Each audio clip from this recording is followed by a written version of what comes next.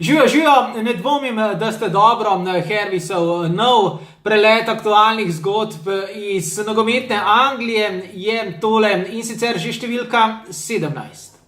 Ponedeljkov senzacionalni poraz Liverpoola v Swanseaju pomeni, da je Liverpool praktično vse, kar je pridelal ob veličastni zmagi nad vodilnim Manchester Cityjem pred tednom, kratkoročno že zapravil. Ena obrambna napaka in občasna ležernost v napadu in zadnji je prevladal nad četrtim na premierligaški lestvici. Boj za prva 4 mesta v letošnji Premier Ligi bo res neizprosen. Če je Manchester City ta čas edini resen kandidat za naslov prvaka, pa še zlasti zahtevan februarski spored tekem, ki bo vključeval tudi nastope v Evropski ligi prvakov, marsikaj lahko spremeni in obrne na mestih od 2 do 4 oziroma do 5.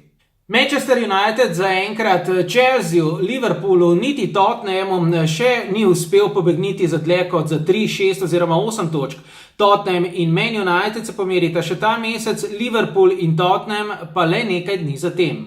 Ne čudi torej, da se vsem tem trenutno zelo mudi na prestopni tržnici, kajti medtem ko sta Manchester United in Liverpool svoji ekipi okrepila zvezdnikoma točno določenega igralskega profila, se tudi Chelsea trudi s povratkom še enega špic napadalca, 31-letnega Edina Džeka v Premier Ligo. Chelsea v manifest izpred 3 let sicer odsvetuje nakupe igralcev ali podaljšanje pogodb starejšimi od 30 let. Vsekakor pa mora po odhodu Alexisa Sancheza za ohranitev svoje prebojnosti poskrbeti kakopak Arsenal.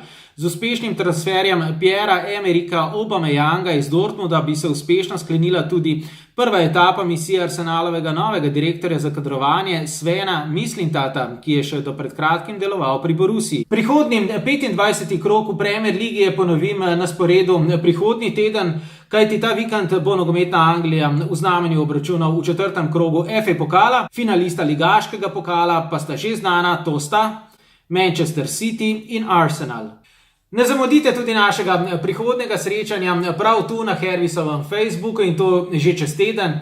Iz Londona vas zaenkrat pozdravljam, Matjaž Ambrožič.